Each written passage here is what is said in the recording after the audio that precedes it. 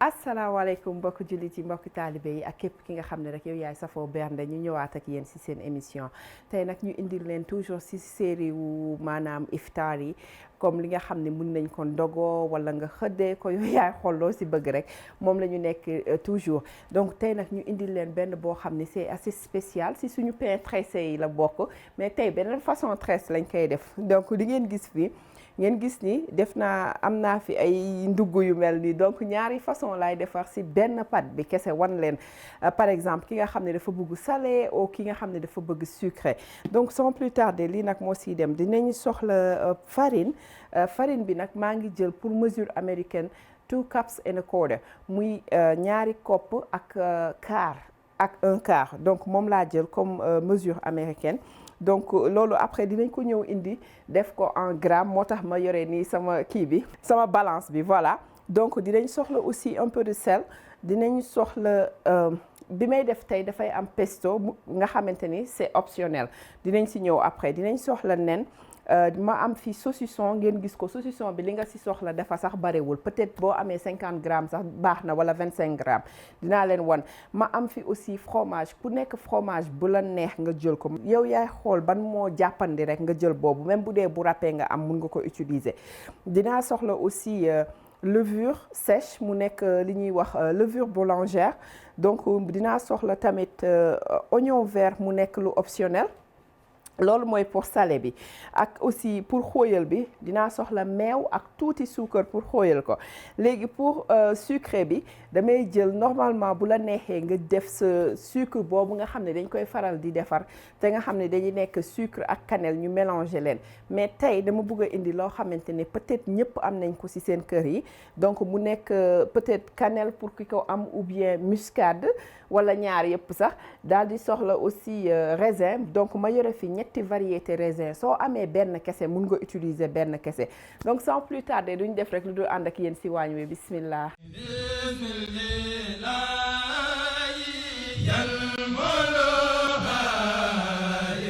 voilà gis ngeen li ñu yore fii moo nekk suñu meew bi dama ko daal di nduggal tuuti donc pour mu nekk température ambiante léegi bu ko defee damay jël tuuti suñu sucre bi loolu rek lañ ko doon doyee donc ñaari kuddu yu mag yu sucre wala benn yow yaay xool lu la ci neex man damay def ñaar nii daal di jël suñu levure sèche bi dajji ko def ko ci biir bismillah ngeen xam ni dinañu veiller à ce que du kii donc sachet bi mu ngi nekk environ 2 kuddus yu ndaw donc moom la ñuy nekk ki nga xam ne yorul sachet daf ko yore ci pot bu mag mun na mesurer 2 kuddus yu ndaw donc moom lañ ciy def léegi nag daal di koy bàyyi nii tuuti parce que pour vérifier rek ndax levure baa ngi dund ou pas parce que soo xoolee bulle yi nii rek di nga am une idée que ni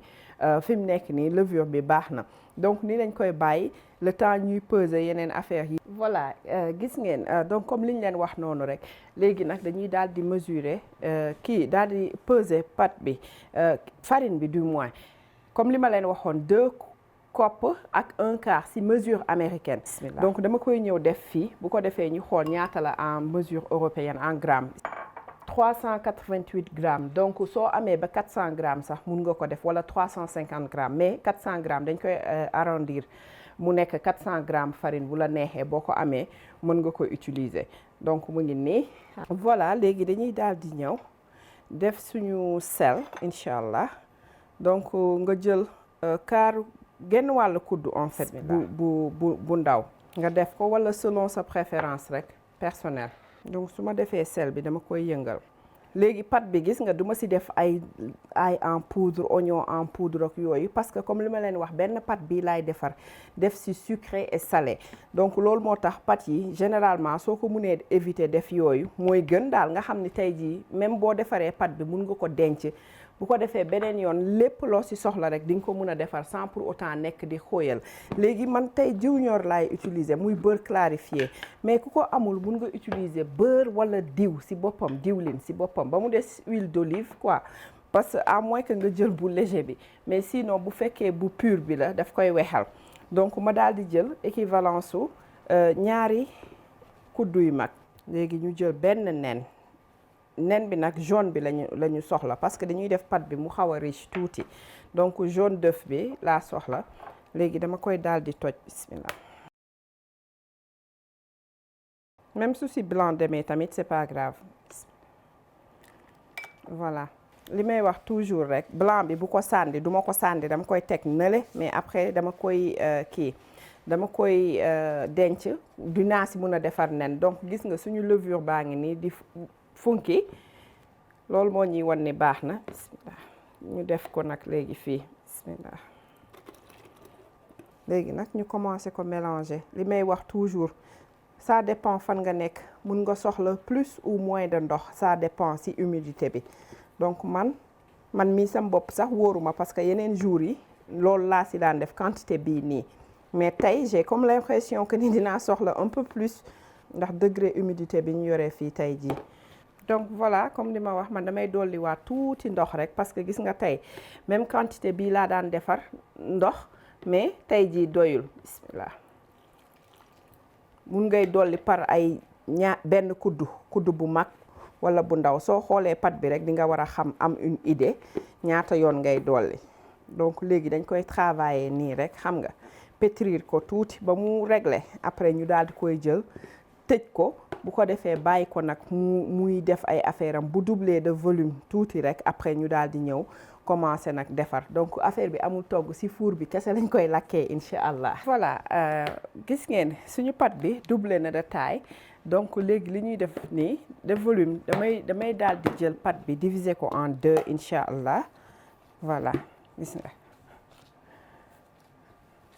voilà ñu def ko en deux jarul muy nekk exact taille wala yooyu dañuy def rek. neen parce que pour wan leen rek beneen bi donc bii ma tegaat ko nii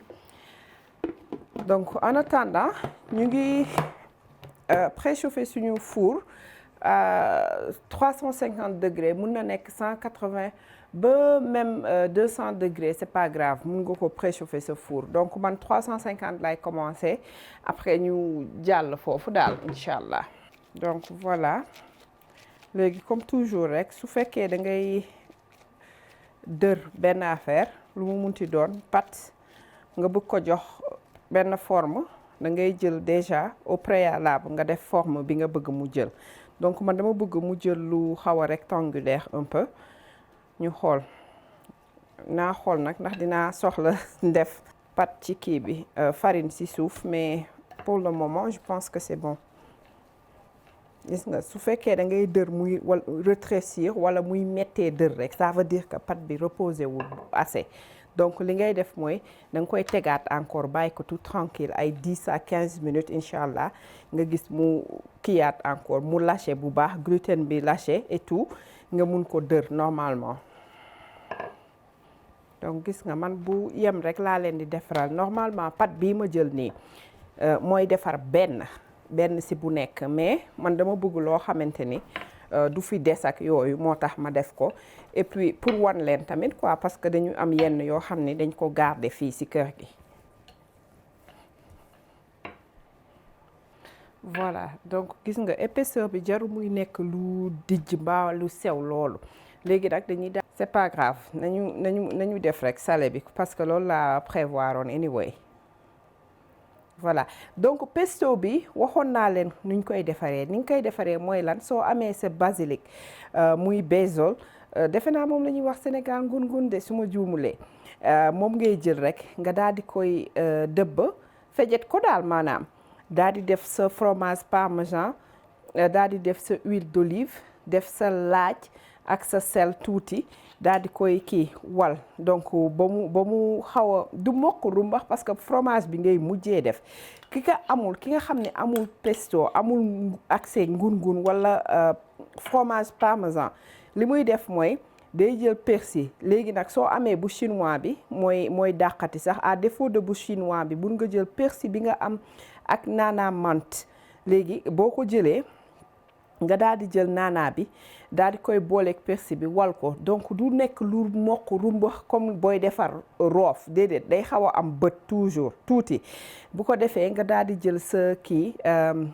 diw boo am nga daal di ko si mélanger ba nga xam ne dina nekk sous forme de pâte donc nga mun koo boole ak ginaar yàpp ak jën lu la neex wala comme gis nga tey jii fi ñu génnee nii li ñuy def nii donc noonu rek ngay def noonu ngay defee yëf yi sinon boo ko bëggul tamit mën nga ko omettre nga daal di def ci suuf beneen bi nga xam ne dama koy def damay jiital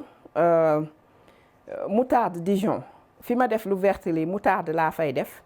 daal di jël léegi sama ingrédients yi def ci biir donc mu jeex tàkk yéenay xool rek ku nekk yow yaa xool lan nga bëgg incha allah bu ko defee ñu daal di leen di commencer def tey nag moom sama doom sëñ Moustapha de moo may filmer tey macha allah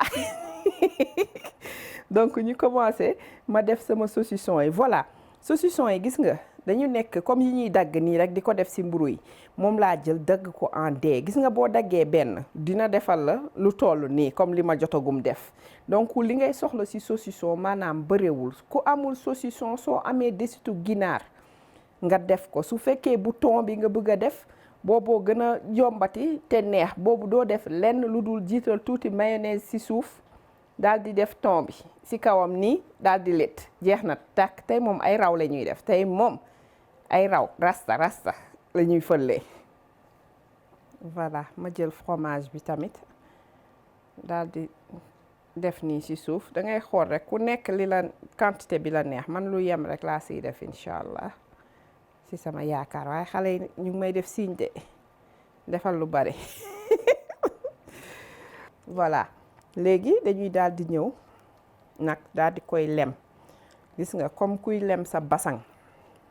bu amee lu génn aussi c'est pas grave voilà gis ngeen ni léegi nag parce que bu la neexee yow yaa xool sens bi nga koy defee bu la neexee nga jël sens bi gën a gudd bi nga lemee ko foofu man noonu laay def ndax après mu mun ko letti mun ko tourner donc léegi nag fii la affaire yi mbir mi nekk donc dañuy jël pâte bi daal di koy diviser en deux encore xar ko ci digg bi mais pas ci côté largeur mais plutôt ci côté longueur bi xaar ma wan leen donc plutôt pas ci côté largeur mais plutôt ci côté longueur bi donc dañuy daal di ñëw duñu xar ba ci fond bi parce que il faut ñu bàyyi lett bi loo xamante ni moo koy téye ci bout bi donc damay ñëw fii daal di jël nii bismillah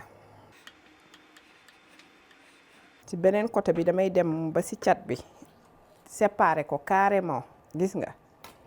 nii mu daal di ubbeeku nii léegi nag ma daal di ñëw gis nga ni mu nekkee nii ci ngay ñëw nag commencer def say mbir donc dina mel ni luy tas ak luy def yu kenn xamul yow bu ko faale yow lijjanti sa bopp rek donc dañuy ñëw li gën mooy normalement soo ko teelee defar nga dugal ko ci sa frigidaire wala nga bàyyi ko ba mu toog carrément nga door a commencer nag jublu ci lett bi nag léegi gis nga man du ma nekk di inquiété wu ci lii di wadd nii donc nga jël benn côté bi teg gis nga amul problème après lii yépp dina defaru incha allah ma xëcc tuuti mel ni ku koy tawwi tuuti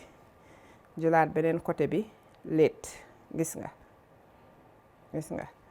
amul benn problème lii wadd bul ko sax faale boo paree da nga yëkkatiwaat yépp dugalaat ko ci gis nga su ma defee nii daal di téye côté bi du gis ngeen léegi ma daal di ñëw xaaral ma wan leen damay pousse nii parce que lii yépp dama koy récupérer après voilà léegi ma daal di koy jël former cercle ma wërale ko nii gis nga damay jël ma wërale ko gis nga mu nekk benn cercle nii daal léegi su ma defee nii damay jël yëf yi daal di koy laxas fii ci suuf nga xam ni du ibbeeku du def dara gis nga mu matale lett bi yépp donc pour téye ko fii rek la ci suuf nii voilà léegi nag instant bi laay ñëw jël li nga xam ni moo waddoon ma commencé di xool fan moo amul lu bari ma dugal ko fa xaaral ma indi léegi suñu plaquette comme ça ñu transféré ko yow léegi bu la neexoon avant lii yëpp nga defee ko ci plaquette bi mais comme li wadd nii moo taxoon mu bugg ko defee fii ngeen gis ko ba pare avant ma koy transvaser di ko yóbbu feneen. voilà gis nga dama koy yëkkati nii su la neexee nga jàpp kook sa loxo man dama soxla lu ma dimbali tuuti voilà gis nga ma daal di jël pour côté bi itam am tuuti ñam c'est ça. léegi jeex na dañ koy daal di jël rek dugal ko enfouré ko donc li ma leen waxoon 350 degrés moo nekk environ 180 man 350 laa koy def pour 20 à 25 minutes ma xool ça dépend léeg-léeg bu fekkee sa four dafa yéex dëgg mun na dem ba ay 30 à 35 minutes mais man 20 ba 25 minutes laa koy def ou bien su ma ko commencé xeeñtu rek ma dem di ko vérifier bala muy xam donc da nga koy dem def ci digg bi daal incha allah. voilà gis ngeen ñu ñëw def ci suñu salé bi donc salé bi damay daal di def rek gis nga su la neexee nga def fromage à tartiner wala sa crème pâtissière dafa neex ci lii ba nga xam ne day mel ni comme pain au raisin mais beneen façon daal parce que boobu ak pâte kii nga koy defee feuilleté te ñun tey defuñu pâte feuilleté pâte normale lañu def voilà damay def tuuti nii lu mot maanaam benn kudd bu mag wala benn kudd bu mag ak genn wàll ça dépend si kii bi nu mu naka la dijjee daal maanaam naka la carré bi di rectangle bi dijjee voilà. léegi nag su ma neexee ma def cannelle wala muscade gis nga li ma leen waxoon sànq ku mu neex da ngay jël suukar beeg cannelle bi nga xam ni moom la ñuy mélanger noonu di ko defar assez souvent léegi bu ko defee nga daal di koy jël rek wis ko si nii def si beurre après wis ko comme ni may def nii donc suukar beeg cannelle bi mais man à la place comme pour koor gi la surtout damay bëgg loo xam ne dina xaw a consistant te du sonal nit ki nga xamante ni mu ngi ko lekk parce que jàppal ni suukar bu bari bi li muy def mooy daf lay sonal si koor gi da ngay teel a lott loolu sax te amul benn kii njëriñ ci suñu wérgu yaram au contraire donc léegi damay daal di jël sama mélange u kii raisin yi ma def ko su la neexee aussi mun nga jël à la place des raisins ou bien même ak raisin yi nii nga daal di dagg say tàndarma dagg ko fejet ko daal di ko siy def nii tamit daf si neex ba nga ne ma lii lan la te ñun ñëpp xam nañ ni njëriñ li nekk si tàndarma dañuy lem bés mu leer nañu ni yëf yi dinañ kole toog jàpp seen jàmbur donc dañ koy kii ba mu dëgër donc même procédure bi rek la ñuy defaat encore donc ñu daal di jël dagg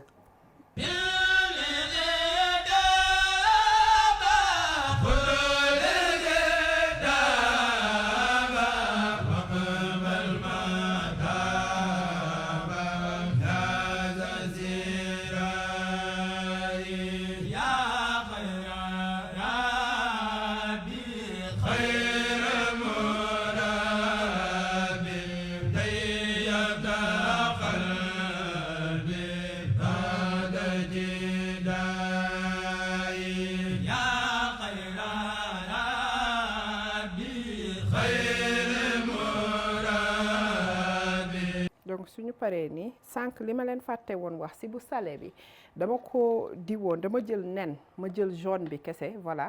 ma daal di koy def fii ak tuuti ndox xam ngeen ko comme li ñuy def noonu badigeonné ko ba pare kii bati ko léegi dama ko jël badigeonné ko si kaw pâte bi comme ni may defee nii noonu laa ko defee si bu salé bi tamit dama ko fàtte woon mentionné sànq gis nga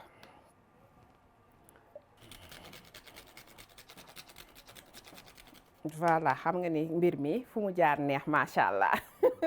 waa kon nag mbokk jullit yi mbokk taalibe yi ak képp ki nga xam ne rek yow yaay safoo bernde seen émission mi ngi woon nii tey jii ñu indiloon leen pain yu nga xamante ni tey dañ ko def yoo xam ne toujours si suñu pain tressé yi la mais tey beneen façon la ñu indi daan leen defar si même pâte bi ñaari version donc benn bi version boo xam ni sucré la ak version salé bu sucré bi mu ngi nii rafet lool macha allah te xam naa ne noonu la neexee tamit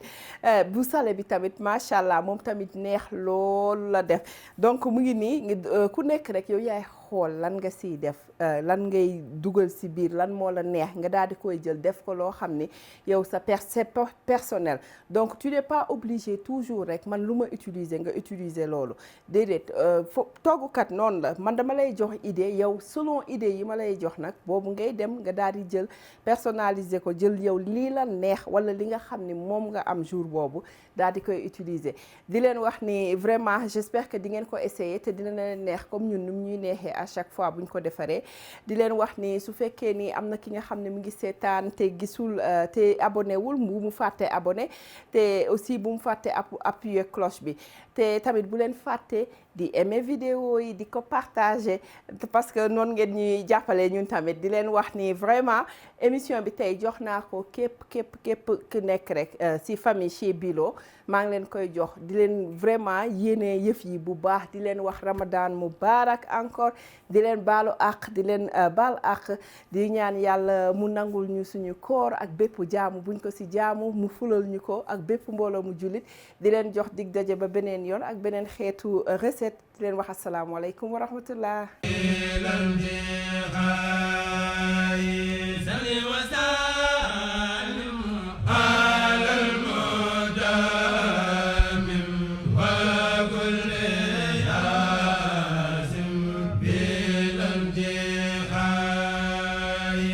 Sani wasa